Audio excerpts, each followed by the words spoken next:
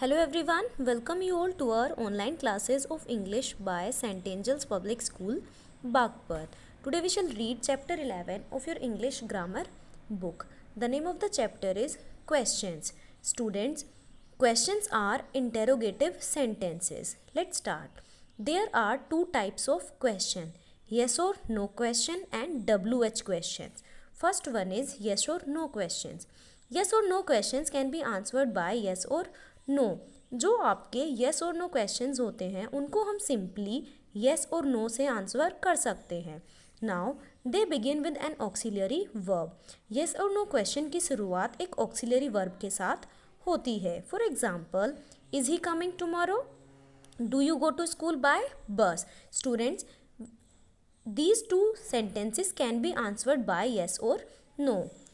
Now WH questions. WH questions cannot be answered by yes or no. जो आपके WH questions होते हैं उनको हम yes और no के साथ आंसर नहीं कर सकते. They begin with who, which, what, whom, when, where, how और why. उनकी शुरुआत WH words के साथ होती है जैसे who, which, what, whom, when, where, how और why. For example, when is he coming?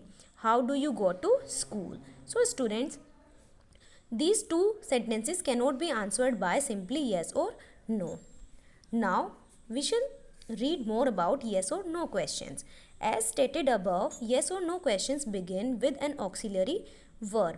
Yes or no question आपके auxiliary verb के साथ शुरू होते हैं. The auxiliary verb is put before the subject. Auxiliary verb आपके subject से पहले रखी जाती है. For example, she is reading. This is affirmative sentence. और अगर हम इसका question बनाते हैं तो आपका auxiliary verb subject से पहले आ जाता है. Is she reading? Likewise, Ajay has come. Has Ajay come? He can swim. Can he swim? So students, in yes or no questions आपकी auxiliary verb subject से पहले आ जाती है. Now the ordinary verb be, am, is, are, was, were also comes before the subject. जो आपकी ordinary verb होती है जैसे am, is, are, was, were वो भी आपकी subject से पहले आ जाती है. For example, she is at home. This is affirmative sentence. And if we make question of this, is she at home?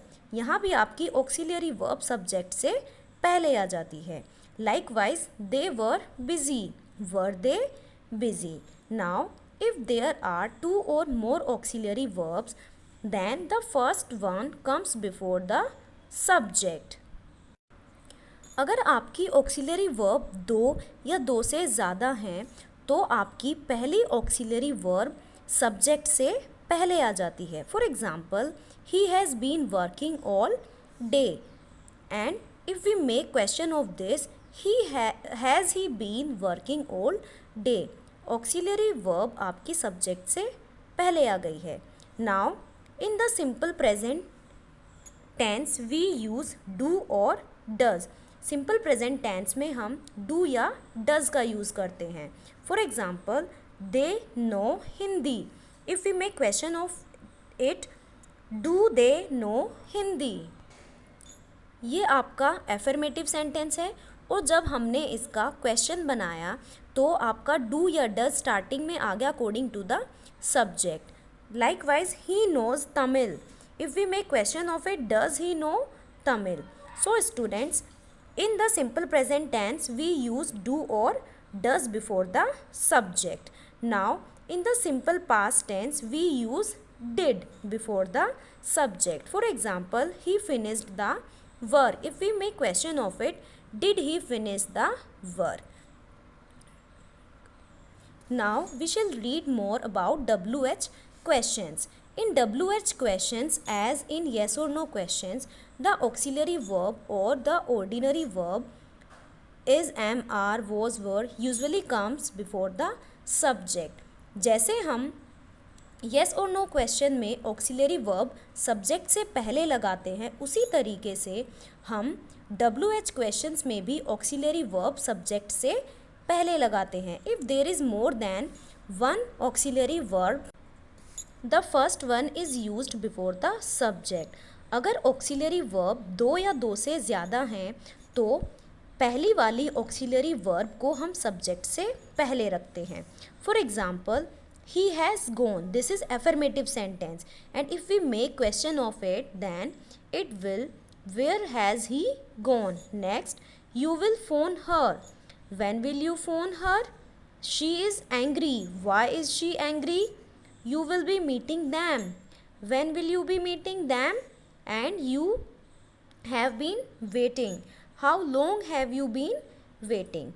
Now in the simple present tense we use do, does, and in the simple past tense we use did. For example, they open the shop, and if we make question of it, when do they open the shop. And in simple past, the train arrived, and if we make question, when did the train arrive.